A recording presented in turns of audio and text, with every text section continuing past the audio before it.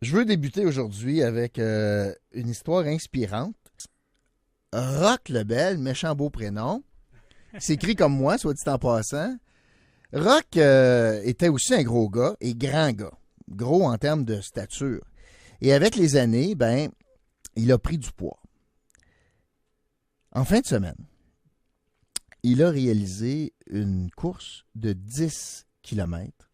Il a réussi cet exploit, je le dis parce que c'est un exploit, en 1h22, 56 secondes. Moins d'1h30, là, pour un 10 kilomètres. Pourquoi c'est un exploit? Mais parce qu'au cours des 11 derniers mois qui nous a amenés à la course d'hier, il a perdu 145 livres. Quand même pas rien. Il est à côté de moi. Il a suivi un programme dont on va parler. Ça prend une détermination hors du commun pour réussir ça. Roch Lebel est avec moi. Salut Roch. Bonjour Roch. Contente de te retrouver. Moi aussi. On a passé plusieurs années à l'école ensemble. Et tu as connu une carrière, une belle carrière à la fonction publique fédérale. Oui. Mais d'un autre côté, tu gagnais du poids. Oui. À un moment donné, tu as fait vibrer la balance à 384 livres. Ouch. Oui. C'est le cas? C'est le cas. Et là, il y a eu un déclic. Il y a quelque chose qui est arrivé. Et en 11 mois, tu as décidé de prendre en main, de suivre un programme, puis tu as perdu 145 livres. Puis hier, c'est le point culminant. Dans le fond, c'était, comment je vais dire ça? C'était un peu le témoignage de l'accomplissement. Tu as réussi à courir un 10 km alors que tu avais de la misère à bouger jadis. Définitivement. Conte-moi ça. On en jasait avant d'entrer en onde, puis t'en as pas mal à nous raconter. Conte-nous comment ça a commencé tout ça. Écoute, c'est un long processus. L'obésité, je connais ça depuis que je suis tout jeune. Comme tu l'as dit, mon père était assez grand et bien portant, ma mère aussi. Mais j'ai été élevé dans cette éducation-là où on acceptait l'obésité et puis ça ne nous empêchait pas de rien faire. Donc, toute ma vie, ça m'a permis de vraiment être à l'aise dans le travail, de performer, dans le sport, de performer, juste même dans la vie de tous les jours avec mes amis, ma famille, tout le monde. Puis tout le monde acceptait mon obésité. Jusqu'au moment donné où c'est ça, les années cumulent, le poids des années avance, puis là, oups, les maux de genoux, les maux d'hanche, les maux de dos, et puis là, l'âge prend, on arrive à 54 ans, puis là, 53 ans, puis on se dit, wow! Bon, finalement, le gars qui performait bien, qui réussissait bien, il se sent moins bien. Là, il commence à moins s'aimer. Il commence à voir que, je sais pas, il perd un peu de sa performance dans toutes sortes d'activités, toutes sortes de faits. Puis là, il se remet en question beaucoup. Puis là, à un moment donné, il se dit, OK, il faut que ça cesse, il faut que ça arrête. Là, je peux plus continuer à augmenter. Moi, je voyais le 400 livres arriver. Là, puis je me dis, non, c'est pas vrai, je vais aller là c'est incroyable. Et puis, c'est ça. Finalement, à force de discussion avec mon médecin, de voir des options, à un moment donné, je sais pas, il y a une décision qui s'enclenche dans le cerveau qui dit il est temps de faire quelque chose. Puis là, j'ai commencé à faire des recherches pour dire, OK, comment je vais perdre ça, ce poids-là, parce que j'en ai déjà perdu, je l'ai regagné, et plus encore. C'est ça, parce que tu l'as fait le yo-yo, là. Ah oui, je l'ai fait le yo-yo plusieurs fois même. Et puis, donc c'est ça l'enjeu, c'est toujours... Puis là, ça devient une montagne, parce qu'à chaque fois que le yo-yo, il part, là, la montagne est de plus en plus grosse, puis le poids, tu reprends, est de plus en plus grosse. Puis plus ça va, plus tu te sens seul dans ton coin. Parce que c'est ça, l'obésité, à un moment donné. Tout le monde t'accepte, mais il reste qu'à un moment donné, tu es pris, là, c'est ta décision, c'est ton fardeau à porter, puis on s'entend qu'il est lourd, là. Donc, il faut que ce soit toi qui prennes la décision. Il n'y a pas personne, parce que le monde t'accepte comme tu es. C'est toi qui viens à ne plus t'accepter. Donc, c'est ça, j'ai fait des recherches sur Internet, puis à un moment donné, j'ai regardé dans la région plusieurs programmes de remise en forme, de perte de poids, puis à un moment donné, je tombe sur Internet sur un programme qui s'appelle Zéro Excuse Go.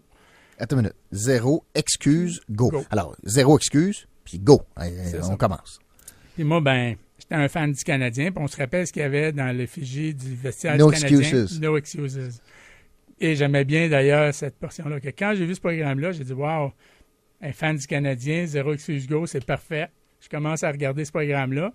Et dans ce programme-là, je m'aperçois que c'est basé sur la télémédecine.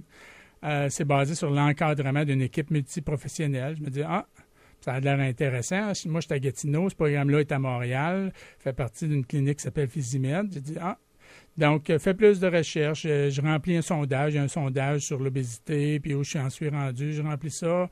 On me rappelle, on me donne un rendez-vous pour faire une évaluation. Je vais les rencontrer. Puis là, c'est ça, on m'explique le programme de A à Z. Puis c'est un programme qui est fait pour l'obésité, mais beaucoup basé aussi sur l'aspect médical de l'obésité. Donc, ça peut être pour les gens qui sont cardiaques, ça peut être les gens qui sont diabétiques, les gens qui ont du cholestérol. Ils ont une douzaine de programmes. Moi, ce qui m'a interpellé, c'est l'arthrose. Parce que j'avais mal aux genoux, aux articulations, mal au dos. Donc, c'est vraiment là où je dis, il y a un lien avec, de la façon que moi, je vais entreprendre mon programme.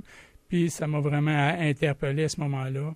Et j'ai décidé, à ce moment-là, quand j'ai fait l'entrevue avec eux, puis l'évaluation, on m'a dit combien de poids tu veux perdre. Puis là, ben, je regarde ça, puis j'ai dit, OK, je me trouvais en top of the world quand j'avais 245 livres à peu près. Donc, j'aimerais retourner là. Parce que t'es 6 et... 6 et 1. OK. Donc, je me disais, c'est sûr que mon poids santé serait probablement des 180, 190, mais avec ossature, tout ça, je savais que réussir à perdre déjà là de 384, 385 à 245, il y avait déjà 140 livres à perdre. Pas pire. Donc, c'était déjà un objectif assez... c'est ce qu'on m'avait dit là-bas, t'es sûr? C'est un gros objectif. J'ai dit oui, c'est là où je me sentais bien, c'est là où je veux aller. Puis là, c'est ça, on m'a dit... Tu te mettais ça dur, là? Oui, un peu.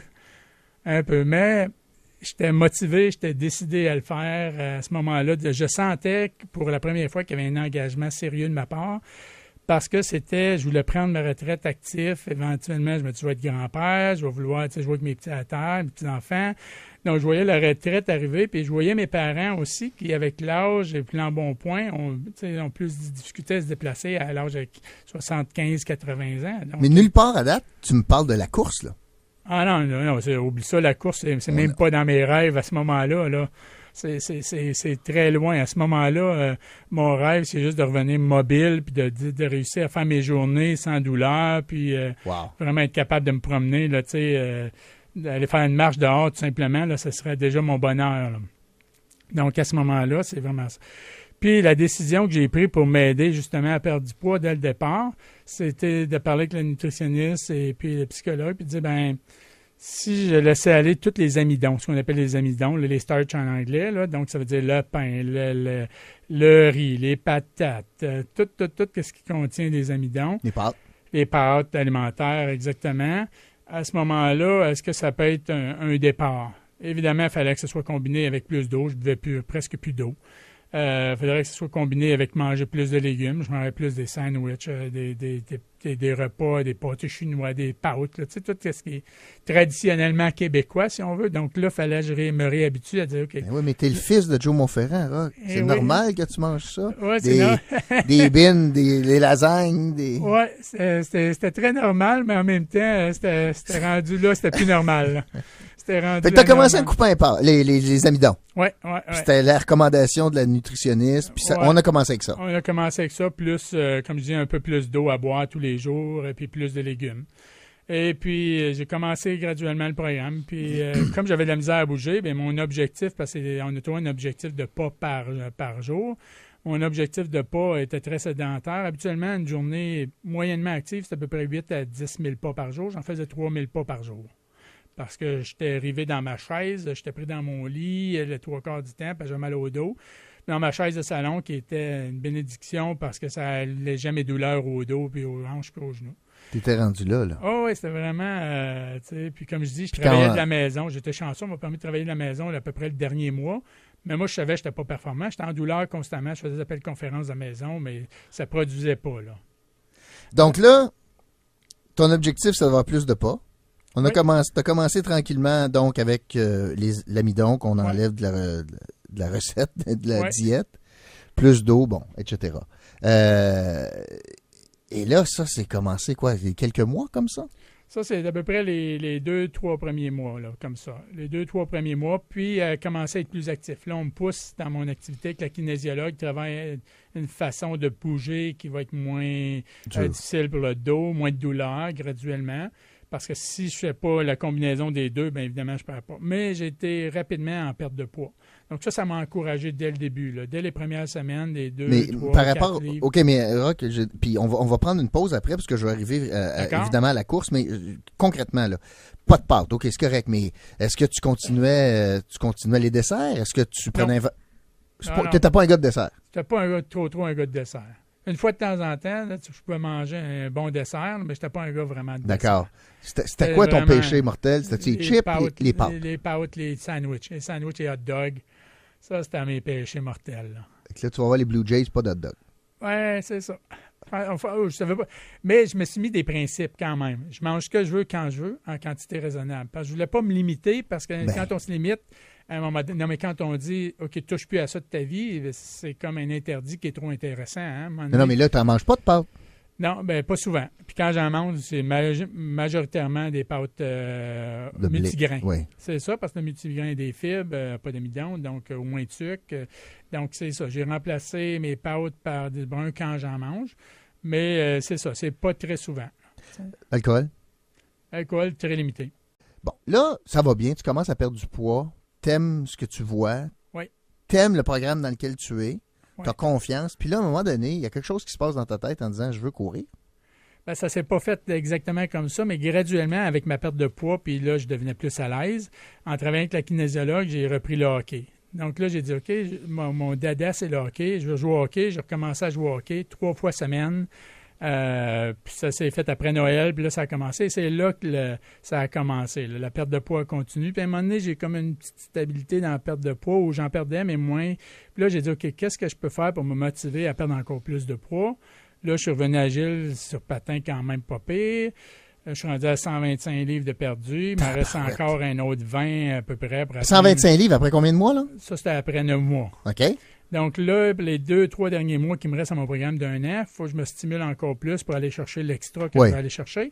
Et c'est là que je dis, OK, peut-être que si je me disais, je vais courir un 10 km. Mais à ce moment-là, le 10 km dans ma tête, c'est pas un marathon. C'est pas dans un événement médiatisé, dans un événement. C'est pour moi-même, là. Je vais courir 10 km.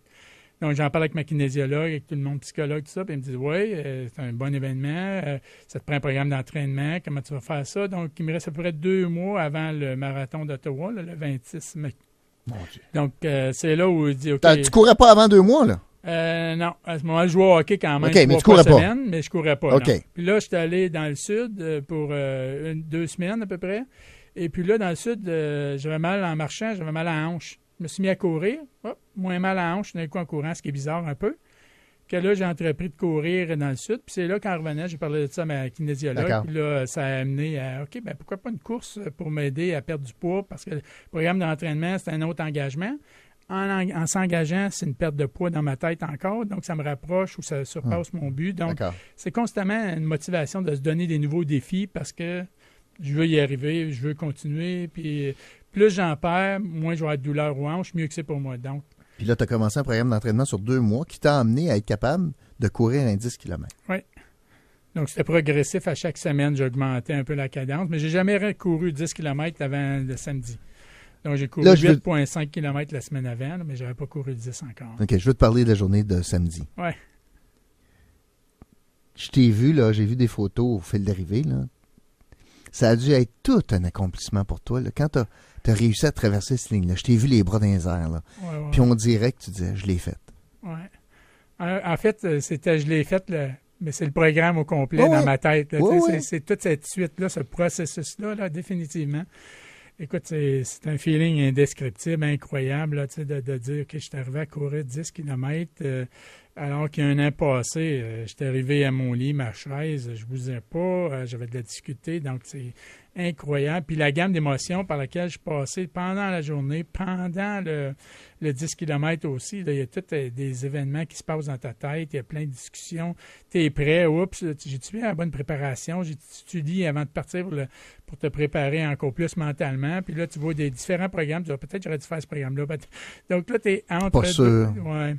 Puis une autre chose aussi qui m'a stabilisé, c'est que samedi matin, je suis allé voir ma tante qui est en soins palliatifs, qui avait un bonheur, puis qui a une façon d'affronter la vie. Puis là, ça m'a stabilisé un peu. Puis je dis, wow, t'en fais un 10 km. Là. Sois heureux. Puis pose plus de questions, puis vas-y. Là, donc ça m'a positionné à la bonne place pour dire, OK, je ne suis pas en mauvais état. Là. Moi, je suis sur la pente qui s'en va vers le succès là, dans un certain sens. Parle d'une belle histoire. Là, ton défi, évidemment, c'est la stabilisation du poids, de maintenir. Ouais.